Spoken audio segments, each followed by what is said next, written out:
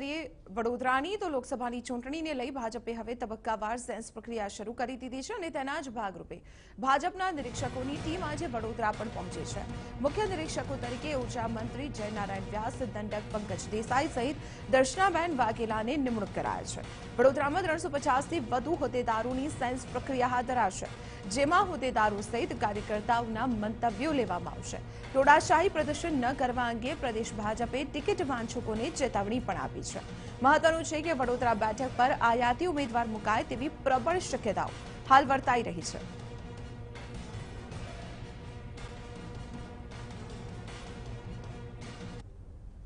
સીધા જઈએ વડોદરા કે જ્યાં ઉપસ્થિત છે અમારા સંવાદદાતા અમિત પટેલ। અમિત, નિરીક્ષકોની ટીમ પહોંચી ગઈ છે વડોદરામાં સેન્સ લેવા માટે। 350થી વધુ કાર્યકર્તાઓની સેન્સ લેવામાં આવશે। કયા પ્રકારનો માહોલ અત્યારે જોવા મળી રહ્યો છે? સાથે સાથે પંકજ દેસાઈએ જે સંભાવનાઓ વ્યક્ત કરી વડાપ્રધાનની ચૂંટણી લડવાને લઈને વડોદરાથી, તેને લઈને કેવી માહોલ જોવા મળી રહ્યો છે?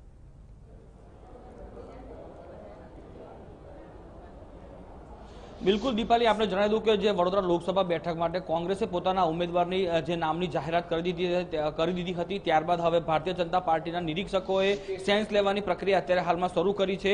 અત્યારે હાલમાં વડોદરાના જે ભારતીય જનતા પાર્ટીના જે કાર્યાલય છે, કાર્યાલય ખાતે જે 3 નિરીક્ષકોની ટીમ છે, જયનારાયણ વ્યાસ હોય, પંકજ દેસાઈ હોય, દર્શના વાઘેલા હોય, આ ત્રણેય જે નિરીક્ષકો સભ્યો છે એ તમામ લોકો અત્યારે હાલમાં આવી ગયા છે।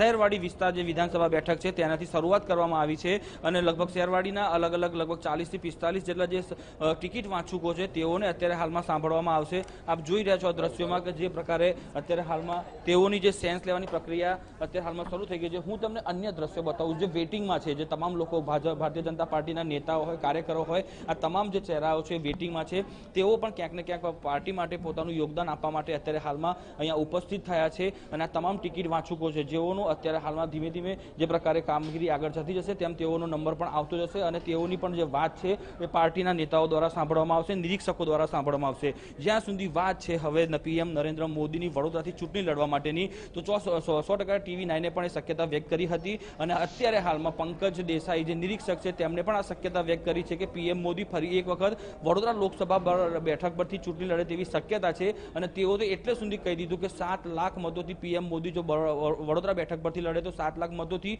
તેઓનો ભવ્ય વિજય થાય તેવી શક્યતા છે। એટલે ચોક્કસથી કહી શકાય કે અત્યારે હાલમાં વડોદરામાં એ થનગનાટ છે કે પીએમ મોદી વડોદરાથી ચૂંટણી લડે, પરંતુ કદાચ ક્યાંક ને ક્યાંક આ વાત ખોટી પણ હોઈ શકે છે, કારણ કે જે રીતની અત્યારે હાલમાં પરિસ્થિતિ જે જોવા મળી છે, ખુદ જે વડોદરાના સાંસદ રંજન ભટ્ટ છે તેમણે પણ એવું કીધું છે કે જો પીએમ મોદી વડોદરાથી ચૂંટણી લડે તો તેઓને પણ ખુશી થશે, વડોદરાવાસીઓને પણ ખુશી થશે। સ્વાભાવિક છે કે વડોદરાની બેઠક એક એવી બેઠક છે જે એકદમ સોફ્ટ ટાર્ગેટ કહી શકાય અથવા તો એકદમ જે કહી શકાય કે ભારતીય જનતા પાર્ટી ચોક્કસ અમે જોવાનું રહેશે કે આ તમામ સંભાવનાઓ વચ્ચે હવે કોનું નામ આગળ આવે છે। અત્યારે હાલ વડોદરામાં ઉમેદવારના નામને લઈને સેન્સ પ્રક્રિયા ચાલી રહી છે।